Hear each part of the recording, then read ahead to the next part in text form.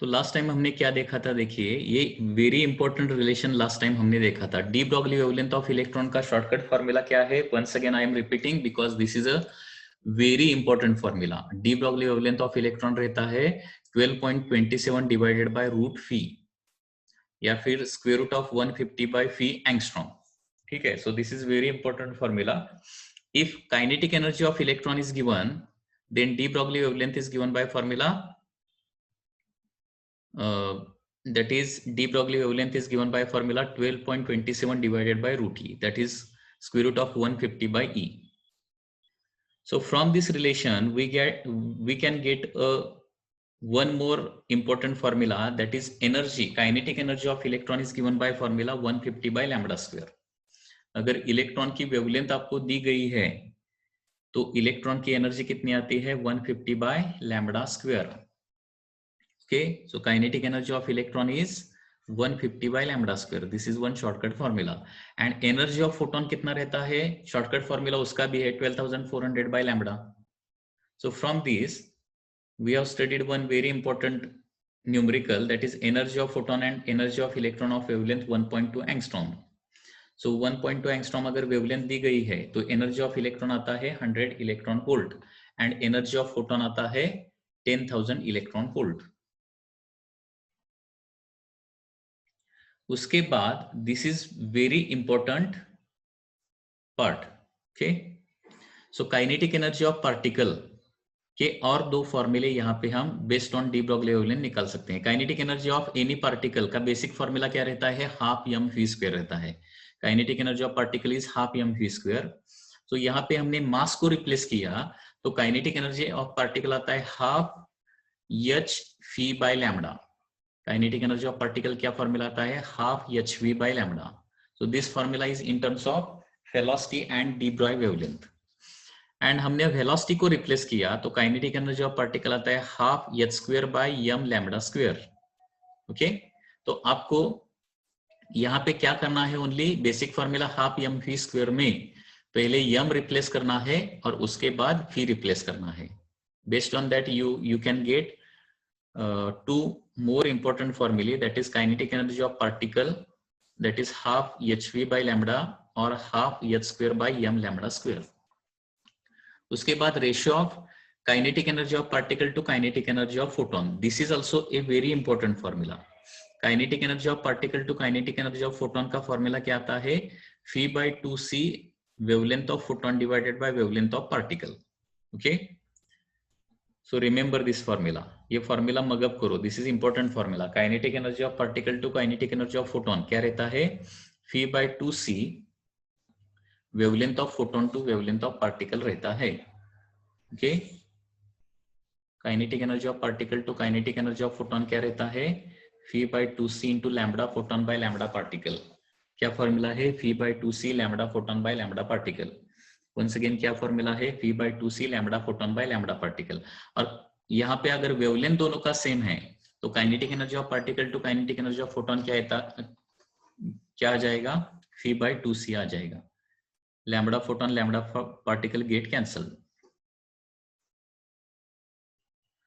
So based on this we can also get the ratio of wavelength of photon to wavelength of particle. Okay, suppose this is equation 1. So from equation 1 we can also write, from equation 1 we can also write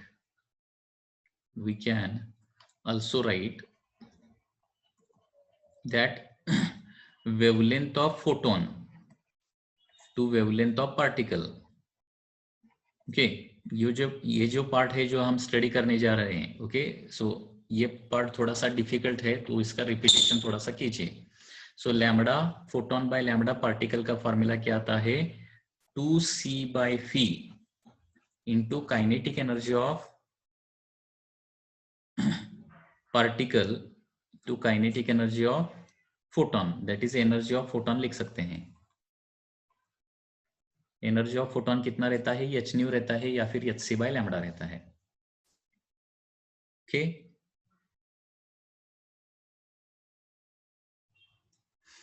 तो यहां पे अभी एक question है। Question क्या है देखिए, what is ratio of, what is ratio of, what is ratio of wavelength of particle to wavelength of photon having same energy, same kinetic energy, having same kinetic energy, having same kinetic energy K. Okay, question क्या है देखिए, दोनों का kinetic energy क्या है, उतना ही है, K है। तो wavelength of particle to wavelength of photon क्या आ जाएगा, तो वेवलेंथ ऑफ पार्टिकल, हमें फॉर्मूला पता है, wavelength of particle to wavelength of photon, इसका रेशियो हमें निकालना है। ओके, तो यहाँ पे wavelength of particle to wavelength of photon मतलब पहले फॉर्मूला लिखता हूँ Ph/2c into kinetic energy of the photon divided by kinetic energy of the particle. तो यहाँ पे दोनों का काइनेटिक एनर्जी सेम दिया गया है, तो wavelength of particle divided by wavelength of photon, okay, अगर दोनों का काइनेटिक एनर्जी सेम है तो ये कैंसल आउट हो जाएगा एंड यहाँ पे आ जाएगा Ph/2c। यहाँ पे और एक फॉर्मूला आता है, सो इन टर्म्स ऑफ के चाहिए ना, इन टर्म्स ऑफ गिवन थिंग हमें फॉर्मूला निकालना पड़ेगा। तो यहाँ पे सी तो नोन है, उसका कुछ प्रॉब्लम नहीं है, लेकिन फी यहाँ पे अननोन है, लेकिन क्वेश्चन में के दिया है तो के यहाँ पे डालना पड़ेगा हमें। ओके, तो वो कैसे डालेंगे देखिए, बट काइनेटिक एनर्जी के क्या रहता है, हाफ यम फी स्क्वायर रहता है, मतलब v square is equal to 2k/m आ जाएगा। सो देयरफॉर फी क्या आ जाएगा, square root of v is equal to square root of 2k/m आ जाएगा, ये यहाँ पे प्लेस कर सकते हैं। Therefore wavelength of particle, de Broglie wavelength of particle to wavelength of photon का in terms of kinetic energy formula क्या आ जाएगा, फी का फॉर्मूला रहेगा that is 2k/m root 2k/m 1/2c। तो यहाँ पे ये जो फॉर्मूला बन जाएगा वो फॉर्मूला क्या आ जाएगा, दैट इज 1/c, तो एज इट इज रखेंगे 1/c, 2 को स्क्वायर रूट में लिया तो रूट के न्यूमरेटर पर आ जाएगा और डिनोमिनेटर पे क्या आ जाएगा, स्क्वायर रूट ऑफ 2m हो जाएगा, करेक्ट है ना, क्योंकि 2 को स्क्वायर रूट के अंदर ले लिया तो 4 हो जाएगा, सो 2/4 मतलब 1/2 रहेगा। So answer will be square root of k divided by c square root of 2m। So इस टाइप का भी एक क्वेश्चन डीसी पांडे में है, इसलिए मैंने ये आपको बताया, ठीक है। So therefore this formula is very very important. कौन सा फॉर्मूला, यहाँ पे ये जो फॉर्मूला है वो भी आपको ध्यान में रखना पड़ेगा, इस फॉर्मूला पर भी बहुत सारे क्वेश्चंस आ सकते हैं। Kinetic energy of particle to kinetic energy of photon, ठीक है, तो उसका फॉर्मूला हमेशा क्या रहता है, Ph/2c lambda photon by lambda particle रहता है। Okay, kinetic energy of particle to kinetic energy of photon is equal to Ph/2c wavelength of photon by wavelength of particle रहेगा। ओके,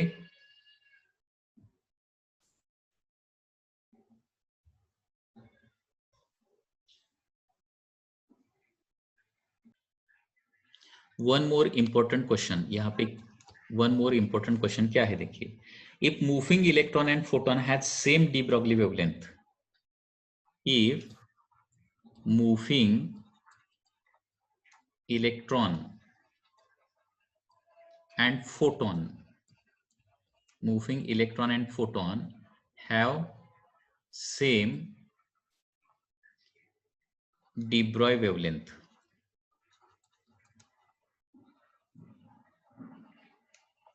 अगर इलेक्ट्रॉन और फोटोन का दोनों का डी ब्रॉय वेवलेंथ सेम है तो किसका एनर्जी ज्यादा रहेगा, that is the question.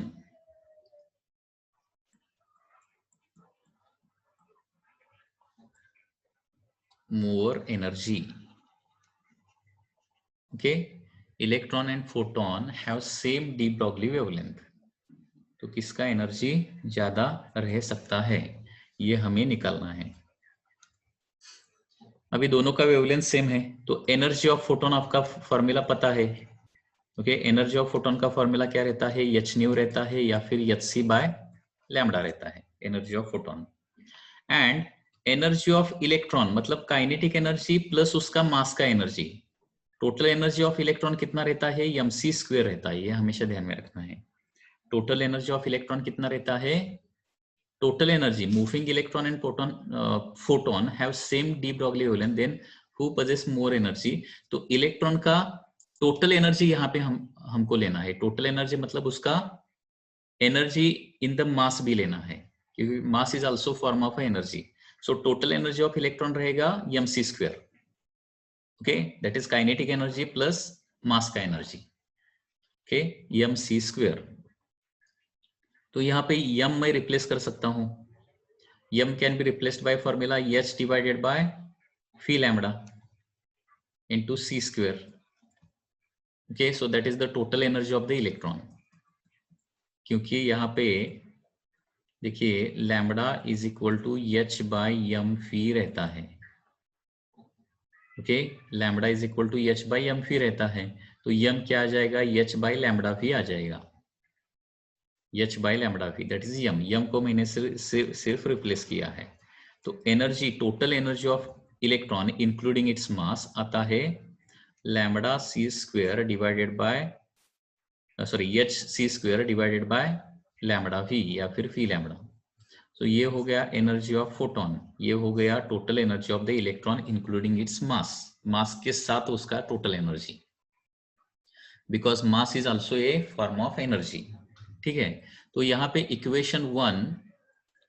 Equation 2 divided by equation 1 करता हूं, इक्वेशन 2 डिवाइडेड बाय इक्वेशन 1 किया, तो energy of electron divided by energy of photon क्या आ जाएगा, energy of electron by energy of photon that is h c square by lambda phi into lambda by h c. Energy of photon कितना रहता है, H C bye lambda रहता है, तो उसका रेसिप्रोकल लिया मैंने क्योंकि एनर्जी फोटोन डिनोमीटर पे है, तो एच यहाँ पे कैंसिल हो जाएगा। क्वेश्चन में दिया है दोनों का वेवलेंथ सेम है, मतलब लैम्बडा लैम्बडा भी कैंसिल आउट हो जाएगा, okay, h and h get cancel, lambda and lambda get cancel, c square में से c and c get cancel, और यहाँ पे क्या बचेगा, यहाँ पे that is c divided by v बचेगा, c by v, okay, c by v only remaining. अभी देखिए फी मतलब क्या है, velocity of electron, and c मतलब क्या है, वेलोसिटी ऑफ लाइट है। अभी लाइट का वेलोसिटी हमेशा ज्यादा रहता है, ओके, लाइट का velocity of light is always greater then velocity of particle. Particle का वेलोसिटी कभी भी लाइट की वेलोसिटी जितना नहीं बन सकता, नहीं होता है, as c by phi is always greater than 1, okay, light का वेलोसिटी हमेशा पार्टिकल के वेलोसिटी से ज्यादा ही रहता है, c by phi is always greater than 1 and therefore क्या हो जाएगा, energy of electron will always greater than energy of photon रहेगा, okay, so remember this thing, मतलब इलेक्ट्रॉन और फोटोन दोनों का अगर वेवलेंथ सेम है तो इलेक्ट्रॉन का इंक्लूडिंग इट्स मास एनर्जी ज्यादा रहता है, अगर मास इंक्लूड नहीं किया तो फोटोन का एनर्जी ज्यादा आता है, ओके,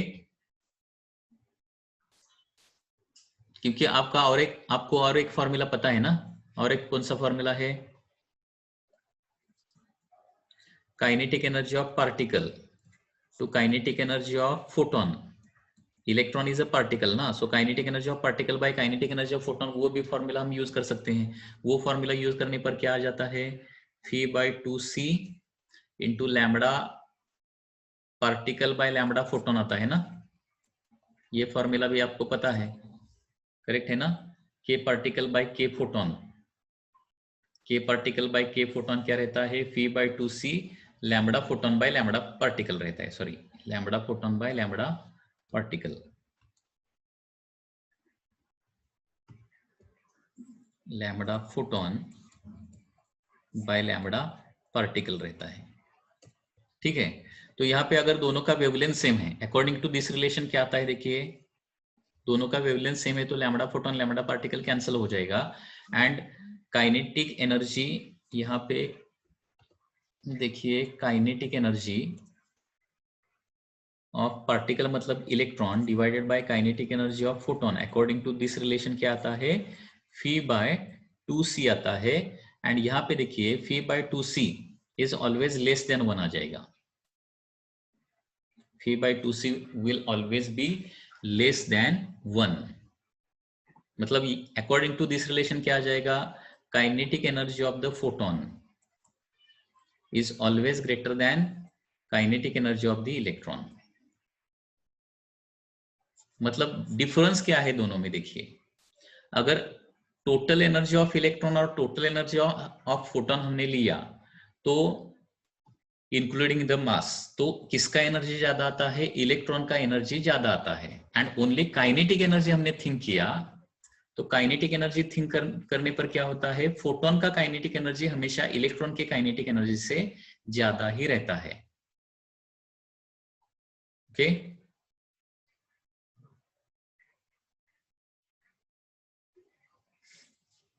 समझ में आके देखिए,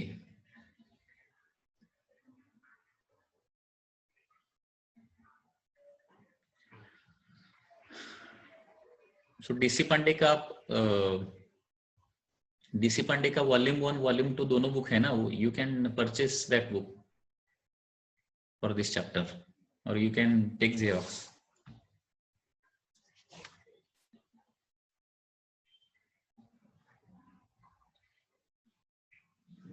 सो इम्पोर्टेंट थिंग इज दैट अगर नीट का आपको बहुत अच्छा फिजिक्स में स्कोर करना है तो क्या करना है, ओनली डीएससी नोट्स, उसके बाद DSC physics channel and DC Pandey book, not more than this. इसके अलावा कुछ भी करने की जरूरत नहीं। ये किया तो श्योरली मैं गारंटी देता हूं more than 100 marks you can get.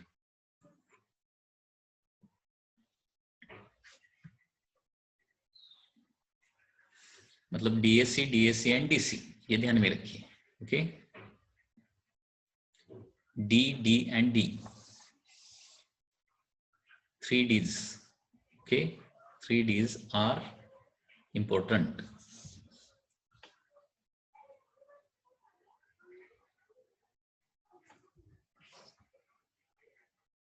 हाँ correct, DSC square plus DC,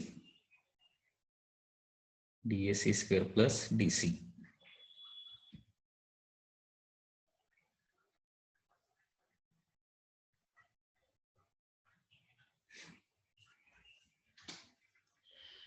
Now, by using this de Broglie hypothesis, we can prove the second Bohr's second postulate। Bohr's का second postulate जो है ये यहाँ पे हम prove कर सकते हैं। ओके देखिए, prove Bohr's second postulate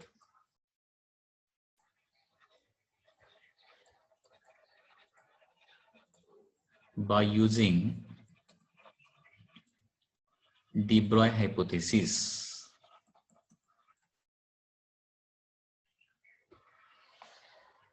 de Broglie hypothesis। okay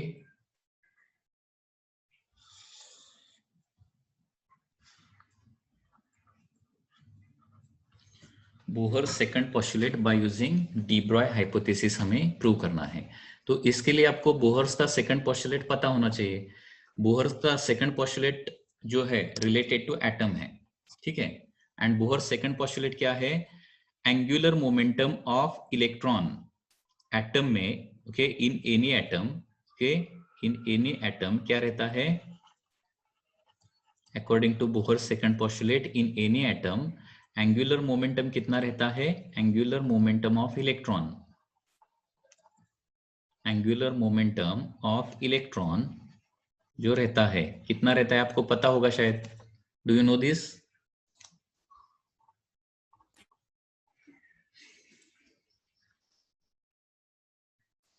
angular momentum of electron in any atom, angular momentum of electron कितना रहता है, that is the Bohr second postulate. You have already studied this first postulate, second postulate, third postulate in chemistry and physics में भी ये है। लेकिन atoms नाम का जो टॉपिक है इसके बाद, ड्यूअल नेचर के बाद एटम्स नाम का एटम का टॉपिक है, उसमें हम ये पढ़ेंगे, दैट इज NH/2 रहता है। हाँ, multiple integral of H/2. So in any atom angular momentum of electron कितना रहता है? NH/2. So this is the Bohr's second postulate. ठीक है, so by using de Broglie hypothesis ये हमें प्रूव करना है NH/2 कैसे आता है। तो यहां पे देखिए, when electron revolves around nucleus, जब इलेक्ट्रॉन न्यूक्लियस के अराउंड घूमता है, रिवॉल्व करता है, तब क्या कैसे घूमता है? It is in the form of wave. Okay, electron revolves around nucleus, it revolves in the form of wave. मतलब एग्जैक्टली सर्कुलर पाथ नहीं रहता है वो।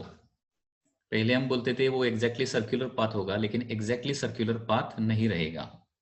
ओके, सो यहां पे आप देख सकते हैं, फॉर एग्जांपल यहां पे सपोज एक न्यूक्लियस है सेंटर पे, तो पहले हम क्या एज्यूम करते थे? Electron is revolving in a circular orbit like this. Okay, वो पहला थियरी था, मतलब electron revolve around nucleus in circular orbit, but actually it is not true. Exactly circular orbit में नहीं घूमता है। सर्कुलर ऑर्बिट में घूमते वक्त वो in the form of wave ऐसा घूमता है, इन the form of wave like this. Remember this. मतलब इलेक्ट्रॉन का मोशन हमने टॉप व्यू से देखा, तो यहाँ पे सपोज न्यूक्लियस है, टॉप से देखा तो एग्जैक्टली सर्कुलर दिखाई देगा, exactly circular like this from the top. And side से हमने देखा, suppose this is nucleus and इसके अराउंड अगर घूमता है, ठीक है, तो यहाँ पे ऐसा घूमना वो चालू करेगा, ऐसा। साइड से हमें उसका वेव्स दिखाई देगा, ऊपर से एग्जैक्टली सर्कल दिखाई देगा। मतलब पाथ सर्कुलर रहेगा, लेकिन वो सर्कल पर क्या करेगा? वो in the form of wave घूमेगा लाइक दिस। ओके,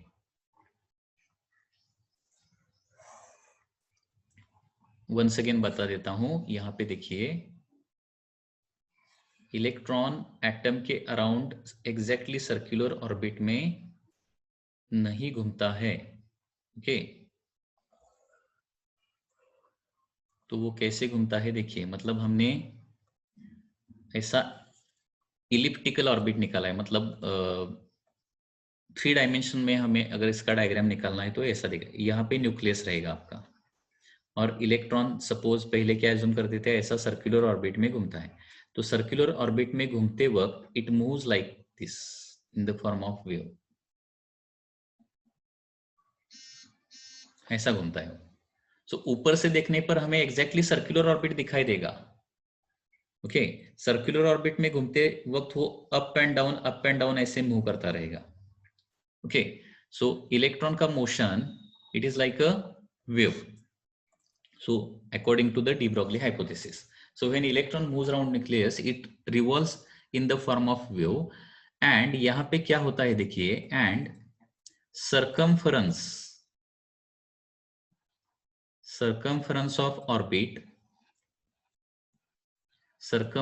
orbit हमेशा क्या रहना चाहिए? n टाइम्स लैम्बडा ही रहना चाहिए, क्योंकि इस ऑर्बिट में नंबर ऑफ वेव्स यहाँ पे फिट हो जाएंगे ना। मतलब एक ऑर्बिट में एक ही वेवलेंथ रह सकता है, या फिर 2 रह सकता है, या फिर 3 रह सकता है, 2.5 इस तरह से वेव्स नहीं रहेगा। क्यों नहीं रहेगा?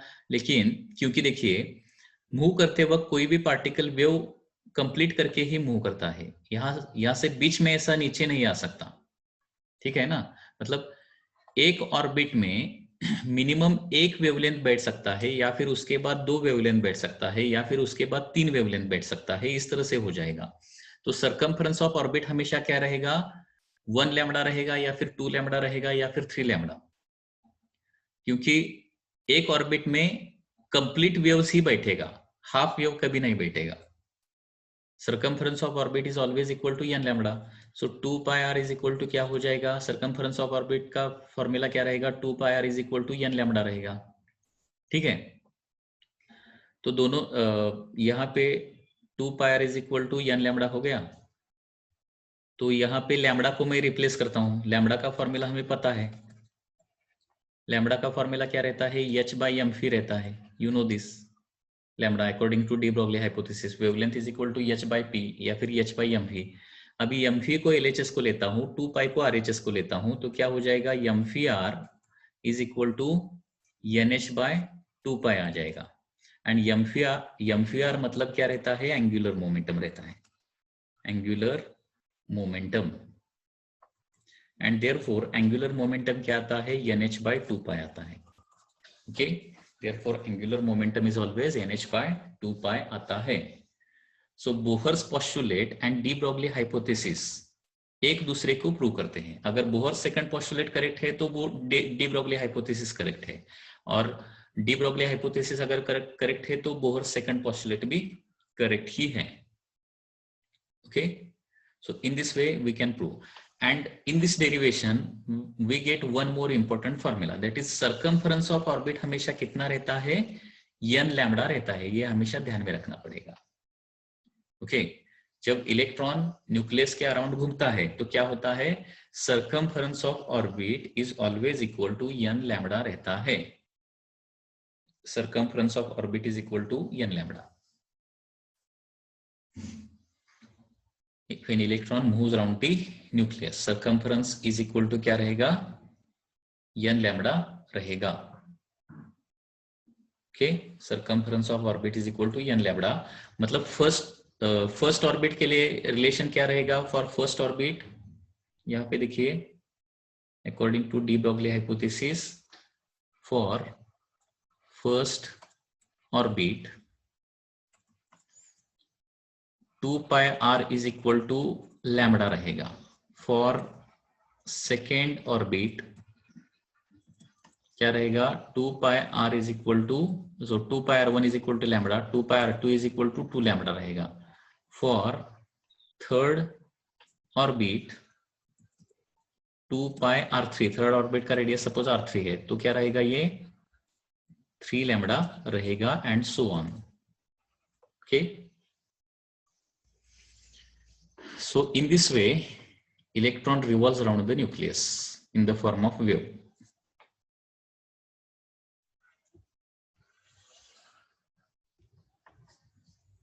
समझ में आ रहा है क्या? देखिए, so in this way this chapter is also over। okay, ये चैप्टर यहाँ पे खत्म होता है।